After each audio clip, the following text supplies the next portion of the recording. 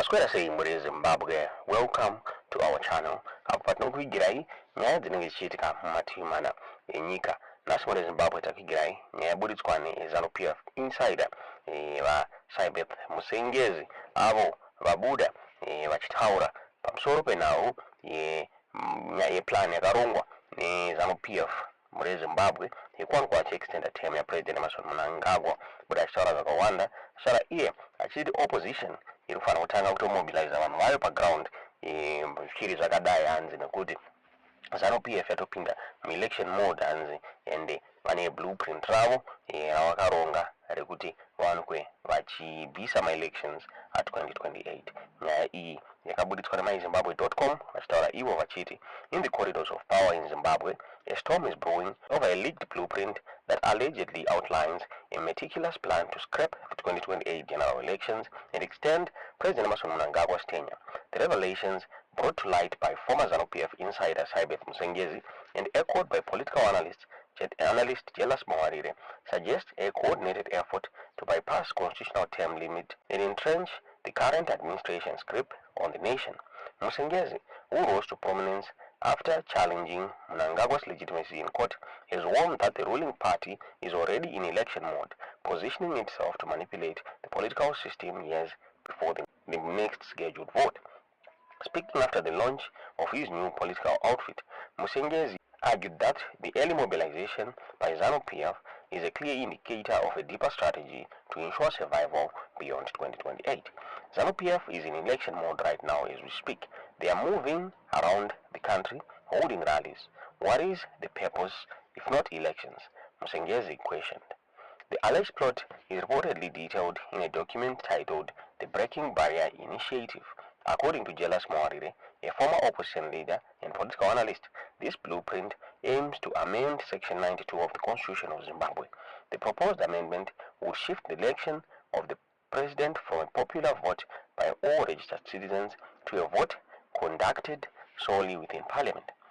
It is an attempt actually to legally, so to speak, extend president's term of office by amending Section 92 of the Constitution, Mawarire explained. Section 92 states that the president is to be elected by all the registered voters in Zimbabwe.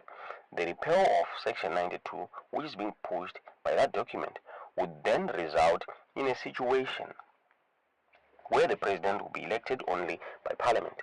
The thinking is that if the constitutional amendment goes through, it has the legal effect of ending the president's current term.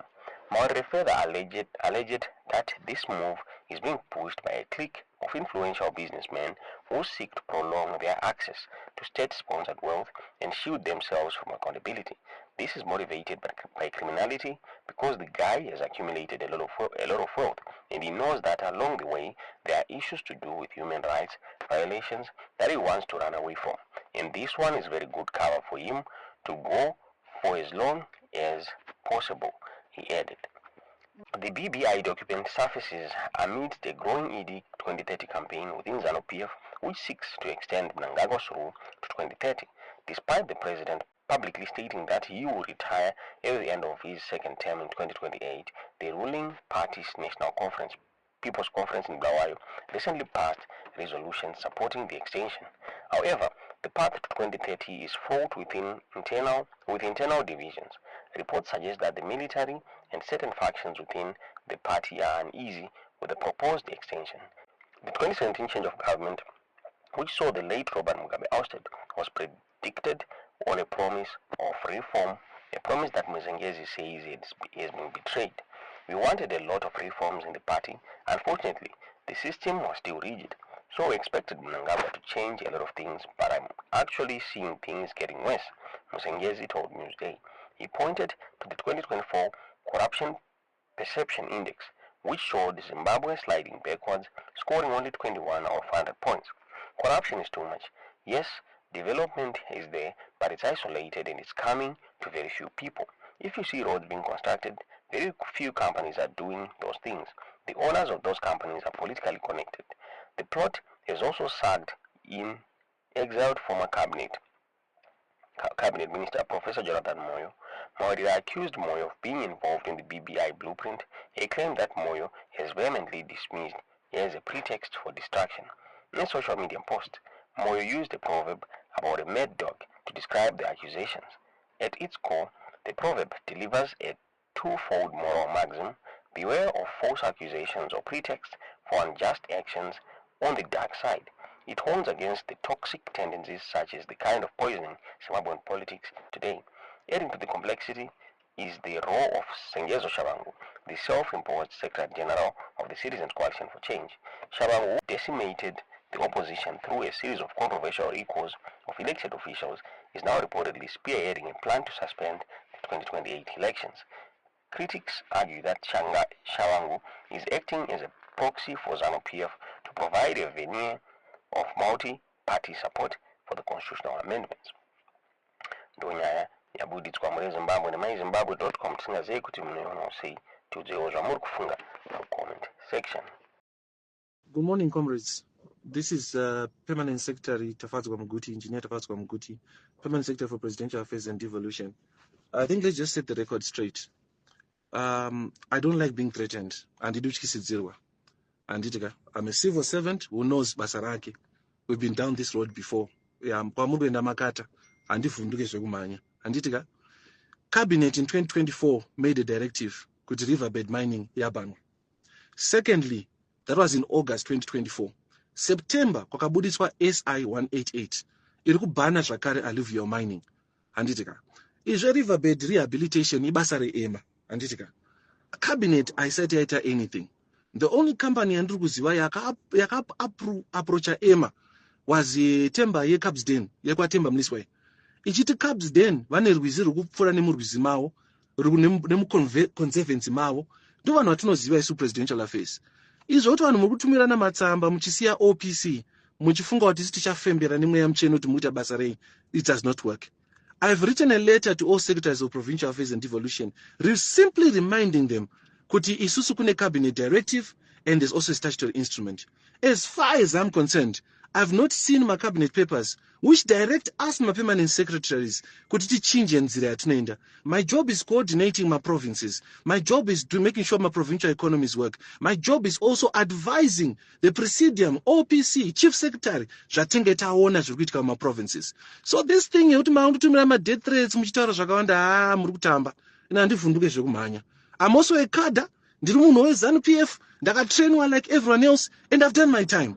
And andangwenda kana nanyuka kunge mweya china. Anditika, I've been through the trenches, and I've been working with this system for a very long time. Saka inini handina kugadzwa na president because ndiri mwana waningi. Aiwa, ndakagadzwa because ndinogona basa rangu. And zvandachotaura izvozvo, kana iwewe uchiziva kuti wakasainirana maagreement akanzi OPC, isusu as also the president cabinet hatisaine maagreement isusu nemacontractor eriverbed mining. Kana kune province yakakusainirana maagreement isina kuappruvwa na president, umbavha and will come after you. Whether mapedza kutora gold racho, whether muchiri kutora, we are going to come after you.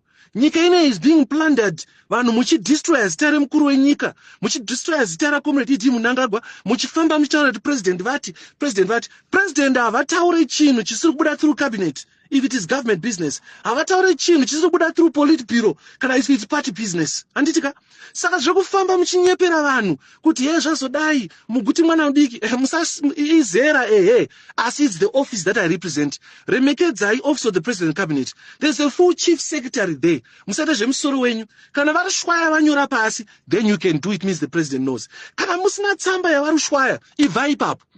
Majok members SMA provinces, basa renyu munoriziva, batai vanhu. Kana muchiziva kuti kuna vanhu vari kuita mining, vasina mapepa akabva kuna vakambamura, vasina tsamba yakabva kuna chief secretary, vasina tsamba yakabva kana iyo yakadhindwa kunzi president vati zvakati through cabinet. Rekedzai. Kune interministerial committee iri kuchewa nahonorable minister Masuka. It's not office ya Masuka, it's an interministerial committee. Meaning kuti it's a group of ministers vari kuongorora nyaya yeriverbed mining. Vapei mukana vaMasuka vaite basa ravo nemamwe ministers. Musavamhanyire mberi, musafambe mushandisa zita ravo, musashandisa zita remaministers. Anditika, ichi tsotsa mada kuita ichi handiyo Zanu PF yatinoziva isusu. Whether muchida musingadi, haiyo Zanu PF yatinoziva isusu. Zanu PF hauzi musho wembavha. Musauye kugovernment muchinyepera Zanu PF. Kana muri kufamba muchita mameeting yenyu maprovince muchita zvinhu zvenyu, make sure vamudhenda vanoziva. Kana vamudhenda vasingazive kuti muri kunoita rally variwo secretary general muri kuitei? Kana isusu chief secretary vasingazive kuti muri kunoita government program muri kuitei? Musafambe muchitsika minda yevamwe. Kana muchita mabasa enyu, mabasa enyu, but don't ever threaten me. And if you aim for me, you better not miss. Gatenda.